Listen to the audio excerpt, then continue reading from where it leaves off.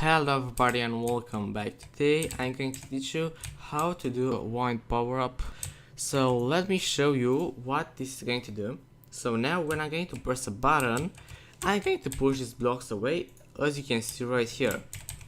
And I've seen this power up in a lot of games and I think it is really fun in combination with other power ups. It is really good. So today I'm going to be teaching you how you can do this as well for your game. So let me get into the blueprint. So open blueprint editor. This is all done in the first person character, which you can have whatever character you want. Just make sure you do it in your character. So this is an overview of the blueprint. If you want, you can copy it right now, but I suggest you staying on the video and watching it until the end, where I'm going to explain you what is happening right here. So let me delete this and let's start from scratch. So here I have an input action which you can set by going to edit, project settings, let it load and go to input. Here at action mappings, click on this add action mapping, click on this plus, let it create, then type here a name. I already have one, so I'm not going to do another one. And here where you see some keys and it says select the key value, use whatever key you want. Mine is right mouse button and all that stuff. So this is how you can create an action mapping. Okay, so now make sure you type your name here. Mine is teleport. You need to get yours.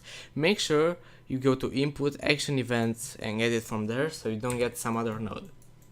Okay, so from pressed, what we need to do is that we need to get a multi-box trace for objects. So this is going to be just like a line trace, but it's going to have the shape of a box, and it's going to affect only objects that we are going to specify.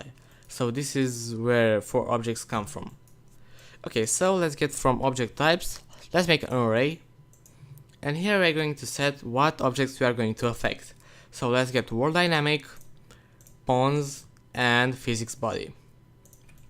So now we're going to only affect this. If you want to see your box trace, go to draw debug type and get for duration. Okay, so now let's get the first person character, camera not the character, and get world location. Plug this into start, get forward vector, multiply this with float. A good amount is 1000, but remember you can choose whatever values you want, and then add these vectors up. So now we are going to set the orientation and the location of the box trace. Then let's go to half size. So this is going to be the size of our box. So I'm going to put here 200, 200 and 200. Don't make any changes to the orientation because that's going to mess up with your blueprint. You can do if you want, but I don't find it necessary for this power up. Okay, so now let's get from the return value, let's get a branch, plug it into the condition and plug this into here. So now we are going to check if we have actually hit something, any of the objects that we have specified here. So if that is true, let's get the for each loop.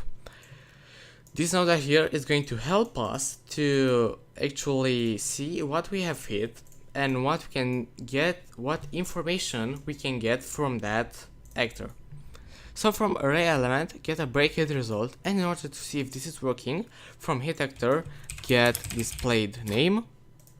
From the return value, print a string, and from the loop body, plug this in here. And one thing that I want to say is that you have to make sure that you plug true into the exec. Okay, so now let's check if this is working. So now when I'm going to press my button, we should get the names of the cubes. Okay, so this is working fine. So let's get from the hit component is simulating physics. So now we are going to check if our actor is actually simulating physics. Plug the return value into the condition, and if this is true, we are going to push the blocks away. So get from the hit component, add radial impulse, plug the true into the exec node right here. So what this node is going to do is going to push the blocks away. So we need to set up an origin that is our mesh world location, but we are not going to get that. We are going to get the actor location. So get actor location, plug the return value into the origin, set the radius to 5000. Maybe that's a little bit too much, but it's working. Get the strength to 2000, or remember, you can change the values. And make sure you check velocity change. So let's see if this is working. So as you can see, this is working just fine. This is looking really good, and you can implement this with other power-ups that I've created, and you can check those out as well if you want to see those. So yeah, this is pretty much all for this tutorial. I hope you have learned something new from this tutorial, and if you did, don't forget to subscribe to my channel, and don't forget to like the video as well. So guys, until next time, goodbye.